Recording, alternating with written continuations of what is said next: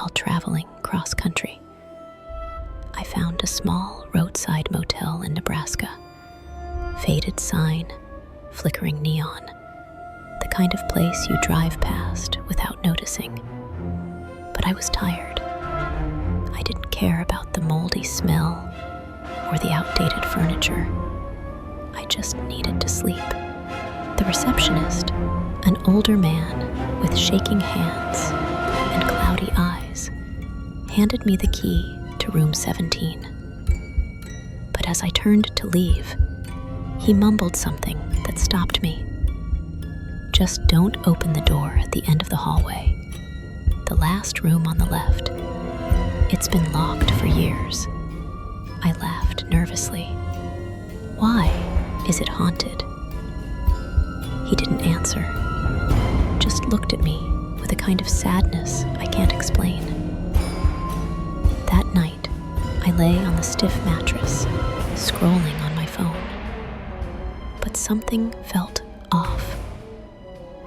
The hallway outside my room was dead silent. No cars, no footsteps, not even the wind. Around 2:13 a.m., I heard it. 3 slow knocks, but not on my door.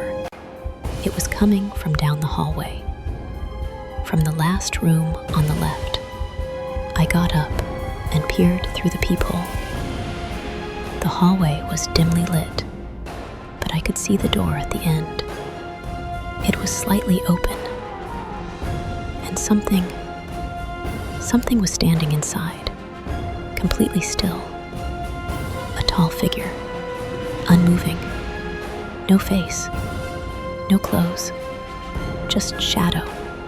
Then it turned, not just its head, its whole body pivoted silently to face me. My door creaked open by itself, and that's when I saw the room number on my door had changed. It no longer said 17. It said room 18, but there was no room 18 on the map. Story 2. She's not in the TV. 3 nights ago, I noticed something strange. The TV in apartment 204, right across from mine, has been playing the same exact scene on loop. A dim hallway, a girl, standing motionless in the shadows. The screen flickers.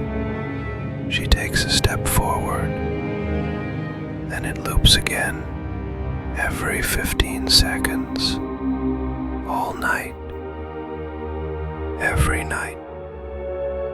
I knocked on the door. No answer. I asked the building manager about it. He went pale. That unit's been empty since 2019, he said. The woman who lived there, she disappeared, left her TV on. I asked. He never turned it off. He looked me dead in the eyes. We tried. Every time we unplug it, it turns back on at exactly 3:03 a.m. I couldn't sleep. That scene, it started changing. The girl in the hallway, she wasn't just standing anymore. She was looking up, like she could see my camera. Then, she raised her hand and pointed toward my apartment. I recorded it, paused it, zoomed in. Her eyes were solid black. Her mouth was stretched open, as if she were screaming silently. But in the video, her mouth started to move, even on pause, and she whispered, "I see you." I unplugged everything in my room, sat in the dark, shaking. At 3:03 a.m., my TV turned on, by itself. Same hallway, same girl. Only now, she wasn't on the screen anymore. she was standing inside my apartment. Same flickering light, same dead stare. I backed away slowly. Then I heard the TV from across the hall turn on again. But the hallway was empty because she wasn't in the video anymore. She was here. I moved out the next day, but before I left, I unplugged her TV. It stayed off until last night, when the new tenant moved in. They texted me. Hey, do you know why the TV turns on every night at 3:03? There's a girl on the screen, and she keeps pointing at your old window.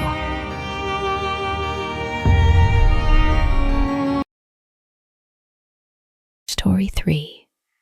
The Whispering Walls. It was a rainy October evening when Emma moved into the old apartment on Elm Street. The place was cheap, but that was the only reason she could afford it. The landlord had warned her about the creaky floors and the drafty windows, but he didn't mention the whispers. At first, Emma thought the whispering was just the wind slipping through cracks in the walls. But the voices didn't sound like wind. They were soft, urgent, almost pleading. She heard them only when the room was silent and the rain tapped against the window. One night, as she lay in bed, she heard her name. Emma! The voice was a faint breath right next to her ear. She sat up, heart pounding, but no one was there. The next day, Emma asked the neighbors about the apartment. They avoided eye contact and quickly changed the subject. Finally, an elderly woman whispered, "That house holds a secret." The last tenant disappeared without a trace. Emma's curiosity pushed her to investigate. In the basement, behind a loose brick, she found a small, hidden door. It opened into a narrow, dark tunnel lined with old, faded photographs taped to the walls. Pictures of past tenants, all looking scared, all slowly fading into nothingness. The whispers grew louder, more desperate. "Help us. Don't stay." Emma realized the walls weren't just whispering. They were warning her. She ran back upstairs, but the apartment had changed. The windows were boarded shut, the door locked from the outside. Trapped, Emma could only listen as the voices surrounded her. "You're next." Story 4. The Clockmaker. I inherited the house from an uncle I barely remembered. All I knew was that he was a clockmaker, lived alone, and hadn't spoken to anyone for the last 12 years of his life. The house was tucked away in a forgotten part of Pennsylvania, surrounded by dense woods and silence. When I arrived, the place looked like it had been swallowed by time. Vines on the walls, rusted gates, dust everywhere. Inside, it smelled of old metal, oil, and something else I couldn't quite place. There were clocks everywhere, dozens of them, maybe hundreds. Grandfather clocks, pocket watches, cuckoo clocks, and strangely, they all worked. They ticked in perfect, terrifying unison. But that wasn't the worst part. At the very top of the house, in the attic, there was a room with a circular stained glass window, deep red and etched with Roman numerals. My uncle had called it the observation room. According to a dusty journal I found near his bed, he wrote obsessively about it. Time bends in the window. Never face your reflection after midnight. It knows. I should have left right then. That night, I couldn't sleep. The clocks ticked louder after dark. By 11:57 p.m., they were nearly deafening. And then, at exactly midnight, they all stopped. Silence. Not a mechanical hum. Not a breath of wind. Then, from the attic, I heard a sound I still can't describe. It wasn't footsteps, but something heavier. Dragging. Scraping. I grabbed a flashlight and went upstairs. I don't know why. Maybe curiosity. Maybe something else. When I reached the attic door, it was already open.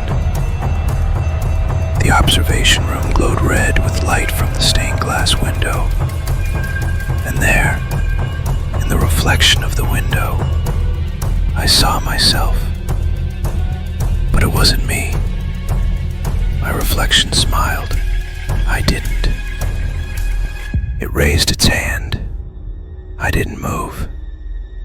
And then, it pointed behind me. I turned. Nothing.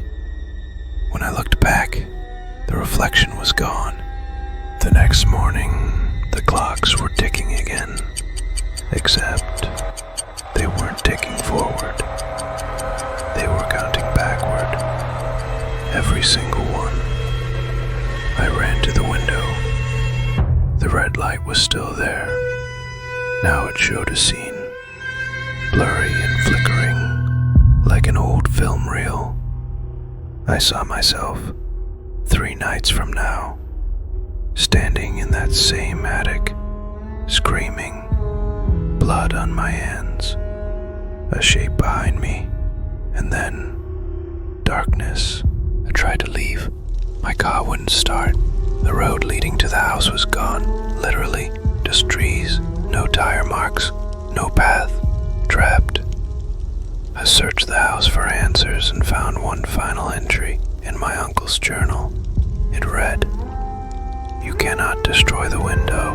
You cannot escape the time it shows you. You can only trade places." I didn't understand until last night. I returned to the attic at midnight, determined to break the glass. I swung a hammer at it, but the hammer vanished midair, disappeared like smoke, and in the glass, I saw my reflection again. It smiled and reached out. I don't remember what happened next. I'm writing this from the attic now. I don't know what day it is. The clocks have stopped again. The red light never leaves. And when I look out the window now, I see someone else entering the house. Another visitor. Another replacement. And the glass, it's starting to glow brighter.